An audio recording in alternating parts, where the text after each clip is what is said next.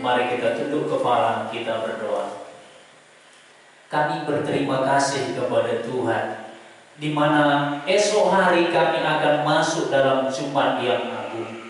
Tuhan, kami bisa mengerti betapa besarnya kasih Tuhan kepada kami, di mana Tuhan ditangkap dan Tuhan siap disalibkan oleh karena kami, oleh karena dosa kami manusia.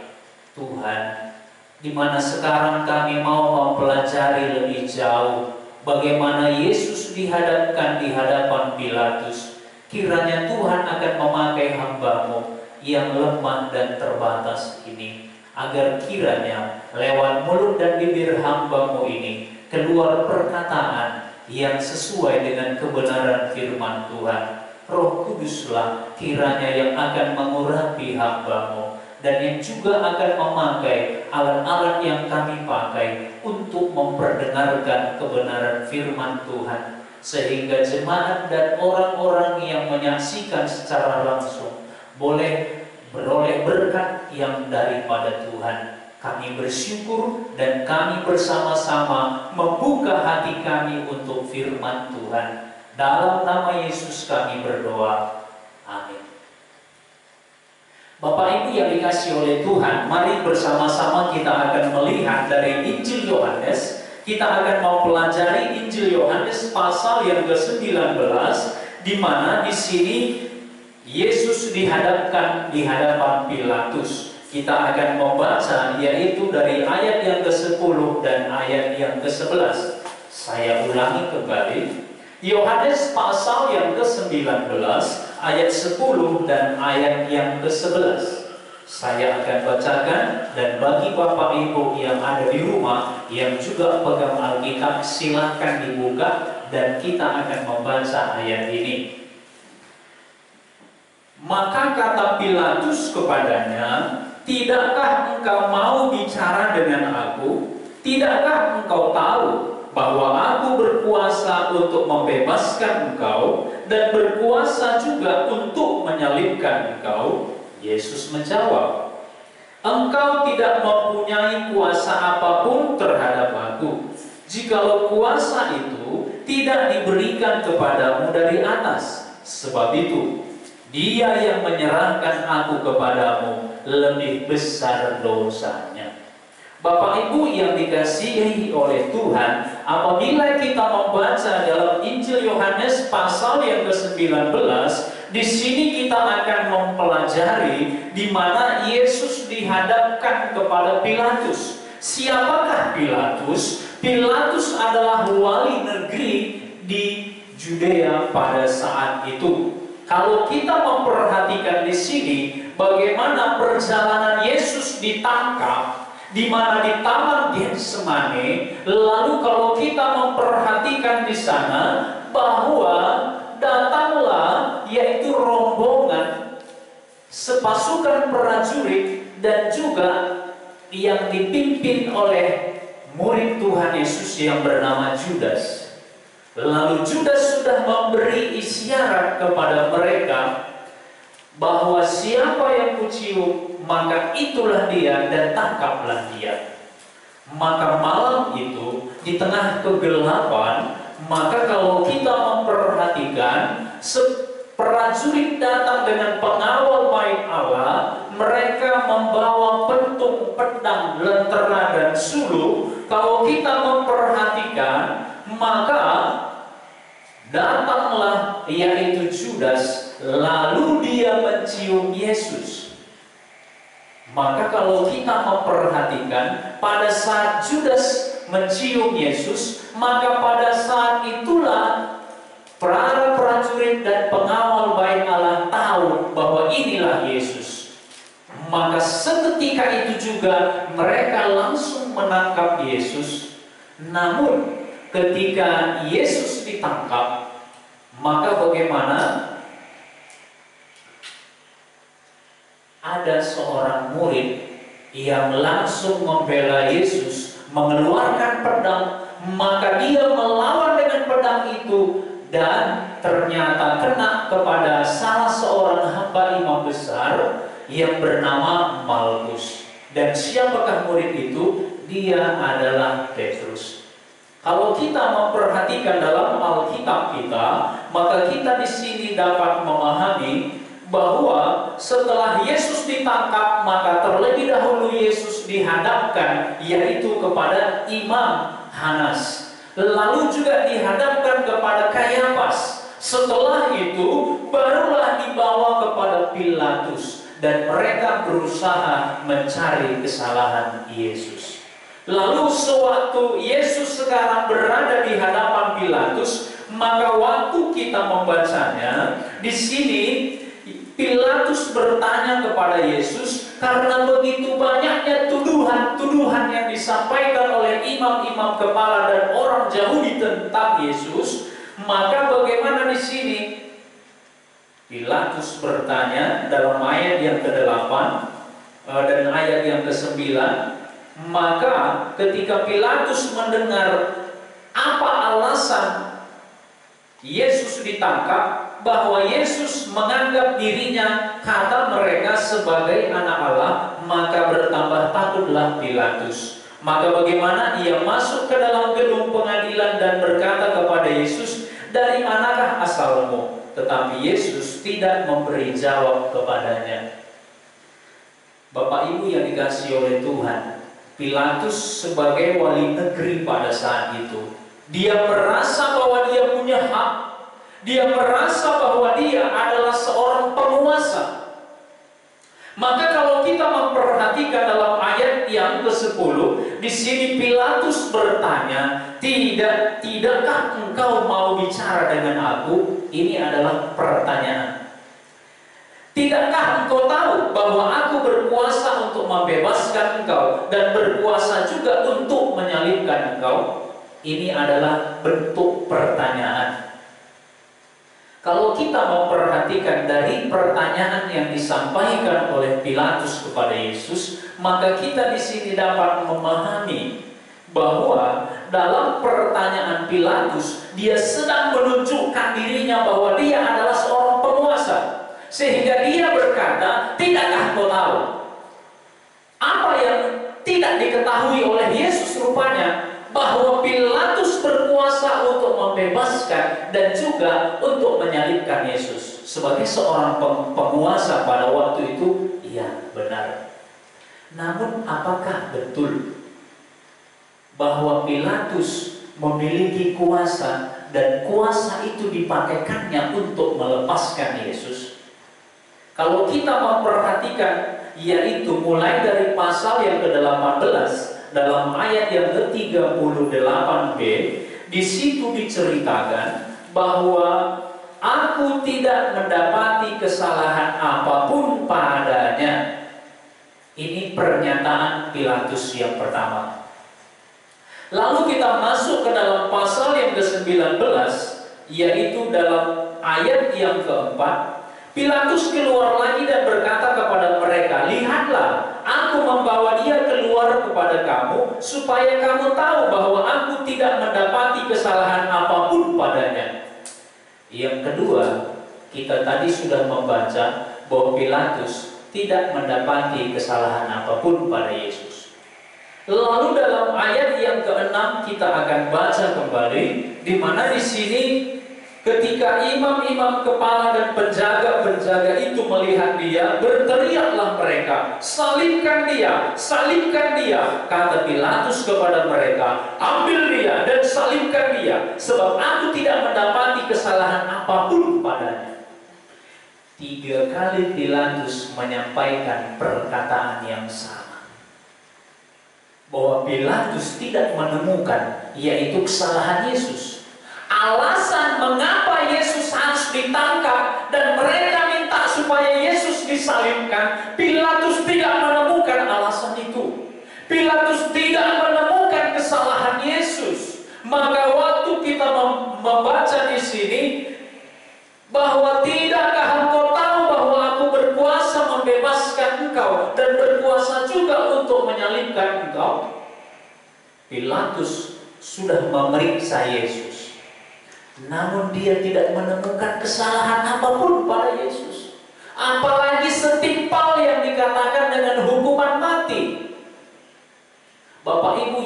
dikasihi oleh Tuhan, hukuman mati yang paling mengerikan pada masa itu adalah digantung di atas kayu salib. Mengapa? Karena kematian dengan cara ini, dia tidak langsung mati.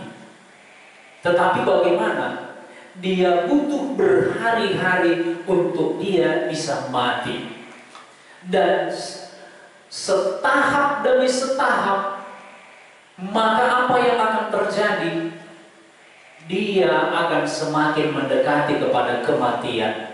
Maka disalibkan pada masa itu adalah hukuman terberat dan hukuman yang paling mengerikan yang dipakai oleh orang Roma. Untuk apa? Untuk membuat orang-orang yang berada di bawah kekuasaan Roma takut kepada mereka dan jangan berusaha melawan orang-orang Roma. Bapak Ibu yang dikasihi oleh Tuhan, Pilatus tidak menemukan kesalahan Yesus. Lalu bagaimana di sini? Pilatus berkuasa untuk melepaskan Yesus dan juga untuk menyalibkan Yesus. Tapi apakah Pilatus memakai kuasanya ini untuk melepaskan Yesus? Lalu kalau kita membaca dalam ayat yang ke-20, Yohanes pasal yang ke-19, ayat yang ke-12, maka kalau kita memperhatikan di sini, sejak itu Pilatus berusaha untuk membebaskan dia, tetapi orang-orang Yahudi berteriak, "Jikalau engkau membebaskan dia, engkau bukanlah sahabat Kaisar. Setiap orang yang menganggap dirinya sebagai raja, ia melawan Kaisar." Bapak Ibu yang dikasihi oleh Tuhan, kalau kita memperhatikan di sini, Pilatus memiliki kuasa untuk membebaskan Yesus. Dan Pilatus sudah memeriksa Yesus, namun Pilatus tidak menemukan kesalahan Yesus. Bahkan ketika Yesus dibawa kepada Herodes, raja di Galilea, di mana pada saat itu Herodes juga memeriksa Yesus, dan dia tidak menemukan kesalahan Yesus. Pilatus berkuasakah dia untuk melepaskan Yesus? Ya, sebagai penguasa dia berkuasa. Lalu yang menjadi pertanyaannya, mengapa dia tidak melepaskan Yesus? Padahal dia sudah tahu tidak ada salah Yesus, apalagi setimpalnya yang namanya dengan hukuman mati. Ini menjadi pertanyaan besar Bapak Ibu yang dikasihi oleh Tuhan. Mengapa Pilatus tidak melepaskan Yesus? Kalau dia sudah tahu Yesus tidak bersalah. Maka kalau kita memperhatikan, yaitu dalam Injil Matius dan dalam Injil Markus, maka mereka menuliskan Pilatus tahu bahwa Yesus diserahkan kepada mereka adalah oleh karena dengki. Ya. Oleh karena imam-imam kepala dengki kepada Yesus. Mengapa? Karena Yesus adalah pengajar yang terlalu terus terang. Mengapa saya katakan pengajar yang terlalu terus terang? Karena Yesus langsung mengecam ahli-ahli Taurat, orang-orang Farisi. Dan dalam Injil Matius pasal 23, Yesus terang-terangan berkata kepada mereka, celakalah kamu, celakalah kamu, celakalah kamu. Maka Yesus menguliti, mengupas, yaitu kemunafikan mereka.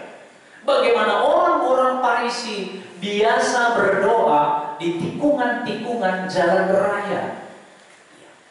Kalau kita sekarang ini, zaman kita di lampu merah, ya, tempat yang strategis.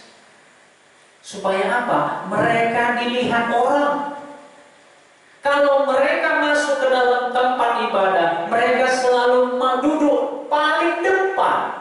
Supaya apa? Menunjukkan bahwa mereka adalah seorang yang suci, seorang yang kudus. Kalau kita memperhatikan, Yesus dengan terus terang mencela kemunafikan mereka, menelanjangi kemunafikan mereka, membuat mereka tidak nyaman terhadap Yesus. Lalu kalau juga kita memperhatikan dalam Alkitab bahwa Yesus dalam Injil Yohanes 2 kali dia yaitu masuk ke dalam bait Allah, dan apa yang terjadi? Membalikkan meja-meja penukar uang, melepaskan merpati-merpati, dan juga yaitu binatang-binatang yang pada saat itu diperjualbelikan di dalam bait Allah. Di mana tempat bait Allah yang dipakai untuk berjualan itu adalah pelataran.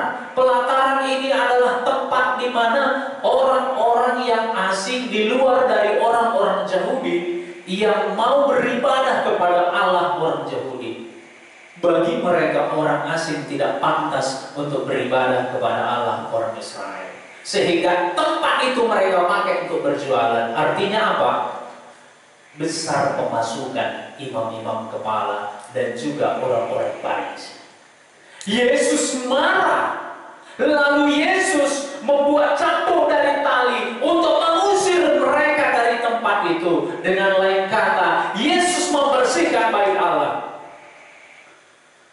Maka pemasukan-pemasukan yang diterima oleh imam-imam kepala secara langsung jelas ini langsung drastis berkurang. Bapak Ibu yang dikasihi oleh Tuhan. Lalu apalagi yang kita perhatikan dalam Alkitab? Maka kita melihat dalam Injil Yohanes dalam pasal yang ke-11 dan pasal yang ke-12, di mana Yesus telah membangkitkan Lazarus dari kematian, dan banyak orang-orang Yahudi yang akhirnya melihat secara langsung, mendengar dari orang-orang, bahkan melihat Lazarus yang sudah mati itu, membuat akhirnya banyak orang-orang Yahudi yang pergi mencari Yesus dan mengikut Yesus. Membuat orang-orang Farisi, imam-imam kepala merasa bahwa mereka sudah tidak nyaman lagi. Sehingga apa yang terjadi? Banyak orang-orang Yahudi mengikut Yesus, maka mulai meninggalkan mereka. Bapak Ibu yang dikasihi oleh Tuhan, mereka tidak nyaman dengan Yesus. Mereka bukan hanya menganggap Yesus sebagai saingan terberat mereka, tapi Yesus ini harus dibunuh. Maka Bapak Ibu yang dikasihi oleh Tuhan, apakah Pilatus tahu hal itu? Ya, dia tahu. Lalu mengapa Pilatus membiarkan Yesus disalibkan? Alkitab mencatat, karena Pilatus ingin menyenangkan hati orang banyak, memuaskan hati mereka. Padahal Pilatus adalah orang yang kejam. Kalau nanti kita memperhatikan dalam Alkitab, Pilatus pernah diceritakan dalam Alkitab, yaitu menangkap orang-orang yang ada di Galilea. Lalu apa yang dilakukan oleh Pilatus? Mencampurkan darah mereka dengan darah korban yang dipersembahkannya kepada Allah. Pilatus itu bukan orang yang baik. Dia orang yang kejam dan tidak kenal belas kasihan.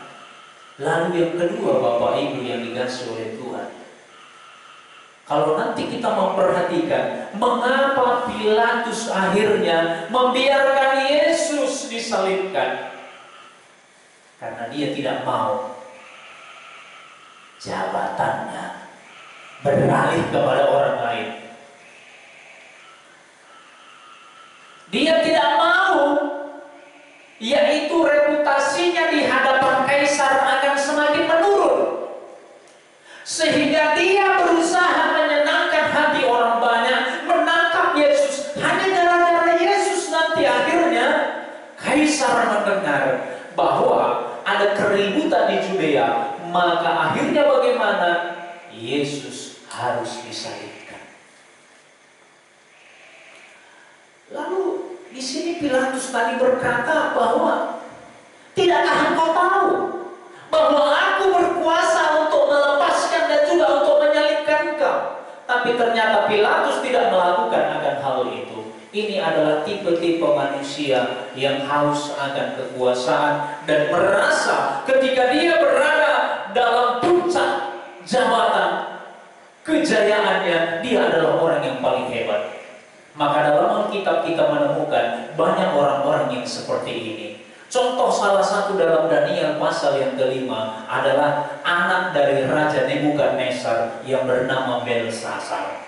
Di mana Belsasar di hadapan, yaitu 1.000 orang dikumpulkannya, yaitu pemuka-pemukanya, pejabat-pejabatnya, maka mereka berpesta ria. Dan di hadapan, yaitu para pejabat-pejabatnya 1.000 orang, maka dia berada dalam keadaan mabuk.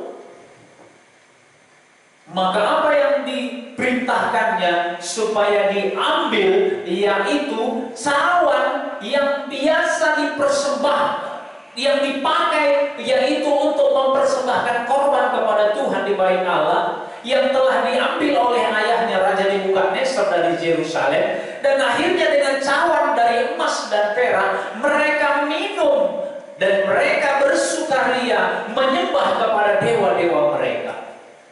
Maka apa yang terjadi? Allah mengutus malaikatnya. Maka Raja Belsasar melihat ada jari yang menulis di dinding. Lalu Raja Belsasar melihat ada punggung, tapi tidak nampak kepala dan kakinya. Mungkin Bapak Ibu akan berkata zaman sekarang, itu hantu. Iya, karena pola pikir kita sudah diracuni dengan kata hantu. Tapi tahukah kita Bapak Ibu, Allah menunjukkan bahwa tidak ada seorang manusia pun yang boleh memegahkan diri dan merasa dirinya paling hebat oleh karena dia memiliki jabatan. Maka pada malam itu juga Raja Belsasar mati dibunuh. Bapak Ibu yang dikasihi oleh Tuhan, secara umum kita memperhatikan dalam Alkitab, banyak raja-raja yang ketika dia memerintah merasa bahwa dia berkuasa dan dia bisa berbuat apa saja dengan sesuka hatinya. Jangan-jangan banyak juga mungkin ada di antara kita yang juga memiliki jabatan, dan dengan jabatan yang kita miliki kita merasa kita adalah orang yang hebat, sehingga dengan sesuka hati kita memperlakukan orang lain. Atau kita juga memiliki tipe seperti Pilatus, sifat seperti Pilatus. Bisakah dia melepaskan? Bisa. Inilah yang disebut hukum diputarbalikkan. Demi apa? Demi jabatan. Demi menyenangkan hati orang banyak. Bapak Ibu yang dikasihi oleh Tuhan, maka dalam ayat yang ke-11 kita memperhatikan Yesus menjawab perkataan ataupun pertanyaan yang disampaikan oleh Pilatus kepadanya. Engkau tidak mempunyai kuasa apapun terhadap aku, jikalau kuasa itu tidak diberikan kepadamu dari atas. Di sini Yesus mengajari Pilatus bahwa benarkah dia orang yang berkuasa pada saat itu? Iya, benar. Tapi Pilatus tidak sadar bahwa yang ada di hadapannya sekarang ini adalah Allah itu. Maka mengapa sekarang Yesus bisa berada di hadapan Pilatus? Itu bukan karena kuasa Pilatus. Itu bukan karena kaisar atasannya yang menyuruh memerintahkan Pilatus menjadi wakil negeri di Judea pada zaman itu. Itu adalah karena Allah yang mengizinkan hal itu. Bapak Ibu yang dikasihi oleh Tuhan, kalau kita memperhatikan di sini, kalau begitu, mengapa Yesus bisa ditangkap? Maka banyak orang berkata, loh, Yesus itu kalau memang Allah, mengapa dia bisa ditangkap? Mengapa dia bisa disalibkan? Maka Yesus berkata, yaitu dalam Yohanes pasal yang ke-10, bisa kita baca dan kita bandingkan. Injil Yohanes pasal yang ke-10, saya akan membacakan bagi Bapak Ibu, yaitu dalam ayat yang ke-17 dan ayat yang ke-18. Saya bacakan, Bapa mengasihi aku oleh karena aku memberikan nyawaku untuk menerimanya kembali. Tidak seorang pun mengambilnya daripadaku, melainkan aku memberikannya menurut kehendakku sendiri. Aku berkuasa memberikannya dan berkuasa mengambilnya kembali. Inilah tugas yang kuterima dari Bapakku. Bapak Ibu yang dikasihi oleh Tuhan, mengapa Yesus bisa ditangkap? Mengapa di sini Yesus pada saat itu bisa diadili? Kalau memang Dia adalah Allah, apakah Dia tidak bisa melepaskan dirinya sendiri? Maka Alkitab menjawab, mengapa Yesus bisa diadili oleh Pilatus? Itu semua adalah karena Dia yang menyerahkan dirinya. Bukan oleh karena Pilatus, bukan oleh karena prajurit dan pengawal bait Allah yang bisa menangkap mereka. Maka pada saat Petrus berusaha membela Yesus, maka Yesus berkata apa? Sarungkan pedangmu. Mengapa pedang Petrus harus disarungkan? Maka Yesus menjawab, sangkamu aku tidak bisa, yaitu meminta supaya malaikat datang lebih dari 12 pasukan untuk menolong aku. Apakah Yesus tidak bisa diselamatkan oleh para malaikat? Jawabannya, bisa. Lalu mengapa Yesus tidak lakukan hal itu? Itu adalah demi saya, demi Bapak Ibu, demi kita semua. Yesus sengaja menyerahkan dirinya untuk menjadi tebusan bagi banyak orang, Bapak Ibu. Bukan karena Yesus tidak mampu melepaskan dirinya, sehingga Yesus bisa diadili oleh Pilatus, melainkan karena Yesus sendirilah yang menyerahkan dirinya untuk menyelamatkan Bapak, Ibu, dan saya. Mengapa kok kita harus diselamatkan? Karena memang jalan satu-satunya untuk kita bisa diselamatkan adalah dengan jalan Yesus harus masuk ke dalam salib. Yesus harus disalibkan. Mengapa Yesus harus disalibkan? Kalau Yesus tidak disalibkan, maka keselamatan tidak akan turun kepada umat manusia. Bapak Ibu yang dikasihi oleh Tuhan, kalau kita memperhatikan dari ayat ini, bahwa Yesus jelas berkata kepada Pilatus bahwa engkau tidak mempunyai kuasa apapun terhadap aku jikalau kuasa itu tidak diberikan kepadamu dari atas. Bapak Ibu yang dikasihi oleh Tuhan, kalau kita memperhatikan dalam Alkitab kita masing-masing, bahwa memang Yesuslah yang menyerahkan dirinya, maka ini menggenapi nubuatan yang pernah disampaikan oleh Nabi Yesaya, yaitu dalam Yesaya pasal 53, bahwa Yesus akan disalibkan dan Yesus akan mati di atas kayu salib. Itu adalah karena kita. Maka Yesus dibawa seperti anak domba ke dalam pembantaian, dan Yesus keluh, Yesus diam. Ketika di hadapan imam-imam kepala, di hadapan Sanhedrin, Yesus diadili dan Yesus tidak menjawab sepatah kata pun dari tuduhan-tuduhan yang mereka sampaikan. Lalu ketika Yesus berada di hadapan Pilatus, kita juga membaca bagaimana orang-orang Yahudi melemparkan tuduhan yang begitu banyak terhadap Yesus, tapi Yesus tetap diam. Yesus tidak berusaha membela dirinya. Yesus tidak berusaha mengklarifikasi apa yang telah dituduhkan kepadanya, tapi Dia diam. Mengapa Yesus diam? Mengapa Yesus tidak melawan? Mengapa Yesus tidak berusaha membela dirinya? Itu dilakukannya adalah demi kita. Ini semua dilakukan Yesus adalah demi umat manusia.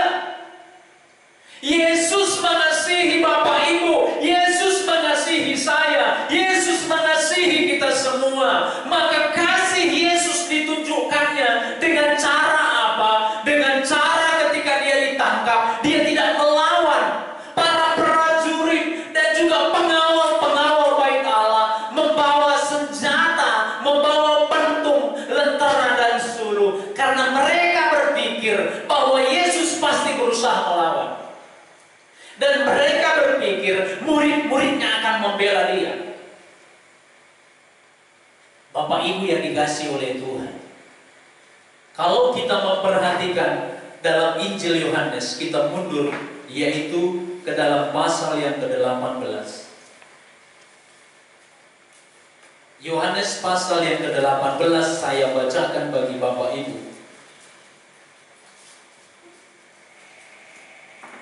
Ayat yang keempat. Maka Yesus yang tahu semua yang akan menimpa dirinya maju ke depan dan berkata kepada mereka, "Siapakah yang kamu cari?" Jawab mereka, "Yesus dari Nazaret." Katanya kepada mereka, "Akulah dia." Judas yang mengkhianati dia berdiri juga di situ bersama-sama mereka. Ketika ia berkata kepada mereka, "Akulah dia," mundurlah mereka dan jatuh ke tanah. Bapak Ibu yang dikasihi oleh Tuhan, waktu para prajurit dan pengawal bait Allah berusaha menangkap Yesus, maka Yesus bertanya. Yesus bukan lari, dan Yesus bukan berada di antara semak-semak, dan Yesus bukan berada menyembunyikan diri di antara para murid, melainkan Yesus yang maju menghadapi mereka. Dan Yesus bertanya kepada mereka, "Siapakah yang kamu cari?" Bapak Ibu yang dikasihi oleh Tuhan, Yesus tidak melarikan diri. Di luar dugaan mereka, Yesus tidak sembunyi sehingga mereka membawa lentera dan sulung, sehingga mereka berpikir kalau seandainya nanti Yesus akan lari di antara semak-semak ataupun pepohonan, mereka bisa mencarinya dengan sulung. Tapi Yesus tidak lari. Malah Yesus yang bertanya, "Siapakah yang kamu cari?" Ketika mereka bertanya Yesus dari Nazaret, "Akulah dia," Yesus tidak berkata, "Oh, dia baru saja pergi." Tidak. Tapi Yesus berkata, "Akulah dia." Waktu Yesus berkata, "Akulah dia," maka apa yang terjadi? Pada saat itu juga orang-orang yang berusaha menangkap dia mundur ke belakang lalu jatuh ke tanah. Bukankah pada saat itu Yesus bisa melarikan diri? Ya, bisa. Tapi Yesus tidak menggunakan kesempatan itu. Lalu, kalau kita memperhatikan lagi Bapak Ibu yang dikasihi oleh Tuhan, maka yaitu ketika Simon Petrus berusaha membela Yesus dengan cara bagaimana? Dengan cara di sini dia mengambil pedang lalu berusaha membela Yesus. Ternyata kalau kita memperhatikan dalam Alkitab kita, Simon Petrus bukanlah seorang yang biasa menggunakan pedang. Sehingga dari mana kita tahu hal itu? Saya yakin dari ayat ini, yaitu dari pasal yang ke-18, ayat yang ke-10. Lalu Simon Petrus yang membawa pedang, menghunus pedang itu, menetapkannya kepada hamba imam besar, dan memutuskan telinga kanannya. Nama hamba itu Malkus. Bapak Ibu yang dikasihi oleh Tuhan, kalau kita memperhatikan dalam ayat ini, saya yakin bahwa tadinya Simon Petrus bukan berusaha memotong telinga kanan.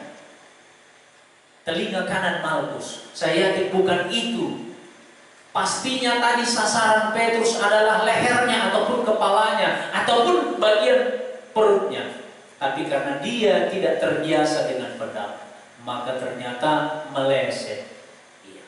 Maka kenalah yaitu telinga kanan Malkus. Lalu bagaimana? Yesus akhirnya memegang telinga itu dan menyembuhkannya. Ini pun anugerah. Dan bisa kita katakan ini pun mujizat terjadi di tengah-tengah penangkapan Yesus. Dan itu merupakan anugerah bagi Malkus. Karena di mana dia mau berusaha menangkap Yesus, maka ternyata di situ terjadi mujizat. Telinganya yang sudah putus, ternyata telinganya bisa kembali normal seperti semula. Jadi Bapak Ibu yang dikasihi oleh Tuhan, kalau kita memperhatikan dalam Alkitab kita, besar sebenarnya kesempatan Yesus untuk bisa melepaskan diri. Tapi mengapa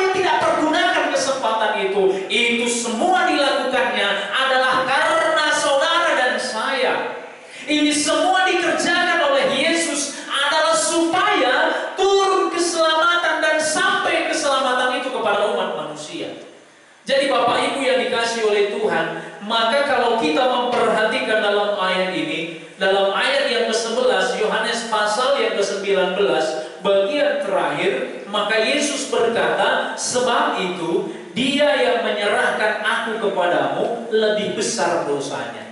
Ternyata dalam percakapan Yesus dengan Pilatus, Yesus ada menceritakan mengenai dosa.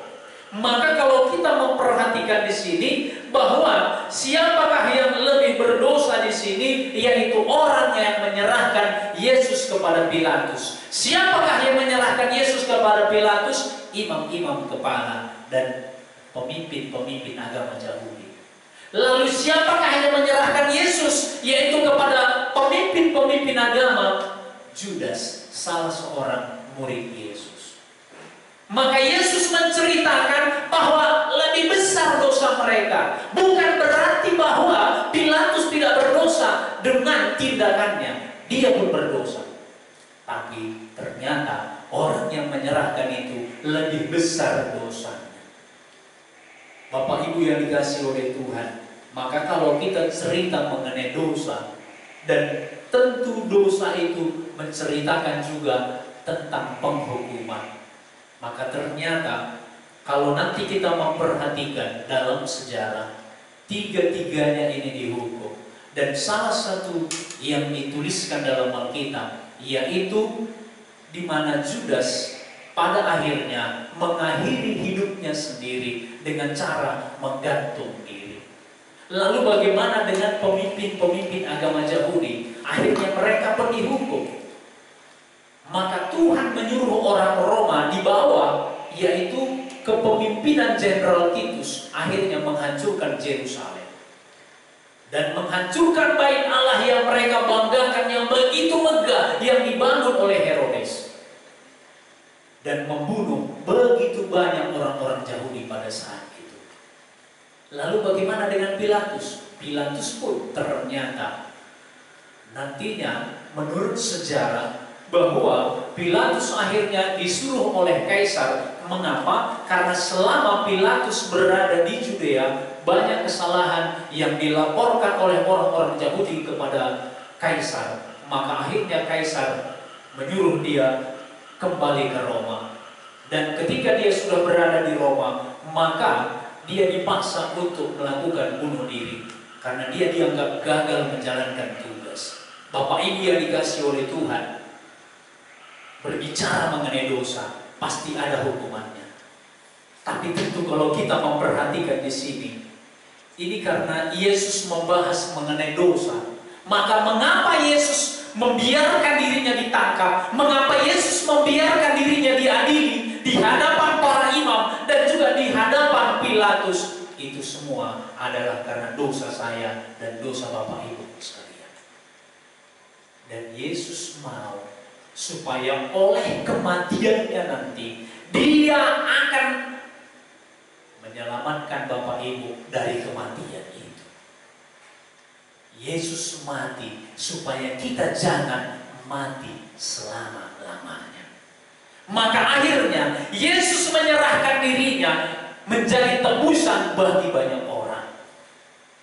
Kiranya Tuhan menolong Bapak Ibu dan Tuhan menolong kita semua supaya kita mengerti mengapa sebenarnya Yesus ditangkap dan mengapa Yesus bisa diadili oleh pengadilan pada saat itu. Itu semua bukan oleh karena hebatnya mereka, tapi karena Yesus sendiri memang menyerahkan dirinya, dan Yesus sendiri memang mau menolong Bapak Ibu dan saya supaya kita pada akhirnya diselamatkan, dilepaskan dari dosa. Kiranya Tuhan berkemurahan kepada kita sehingga kita pun dari dalam hati kita berkata, Tuhan, aku mau lepas dari dosa. Sebab selama kita masih hidup dalam dosa, maka kita akan berjalan kepada penghukuman yang kekal, yaitu neraka. Kiranya Tuhan berkemurahan bagi kita semua. Mari kita berdoa. Tuhan Yesus, kami bersyukur karena firman Tuhan sudah kami baca dan sudah kami pelajari bahwa Tuhan Yesus ditangkap dan diadili oleh manusia. Mengapa hal itu bisa terjadi? Itu semua karena memang dari pihak Allah itu sendiri dari pihak Tuhan Yesus sendiri yang menyerahkan dirinya untuk ditangkap dan diadili, bahkan untuk disalibkan di atas kayu salib. Semuanya ini dilakukannya adalah demi kami umat manusia. Allah turun dari surga ke dunia ini dan mau mati untuk kami karena kasih Tuhan kepada kami. Kiranya Tuhan berkemurahan kepada kami, yaitu kepada orang-orang saudara-saudara kami yang menonton lewat streaming ini. Kiranya Tuhan berkemurahan kepada mereka, mereka yang selama ini mencari jalan keluar dari dosa, mereka yang memang sudah mengerikan rasanya dosa itu dan dia mau mencari kelepasan. Kiranya Tuhan berkemurahan kepada mereka. Dan mereka yang masih bermain-main dalam dosa, kiranya Tuhan juga berkemurahan kepada mereka, supaya mereka sadar, jikalau mereka tidak, yaitu berbalik kepada Tuhan hatinya, maka mereka akan berjalan menuju kepada penghukuman. Kami bersyukur karena Tuhan sudah berbicara lewat firman Tuhan. Dalam nama Yesus kami berdoa. Amin. Kita akan kembali menaikkan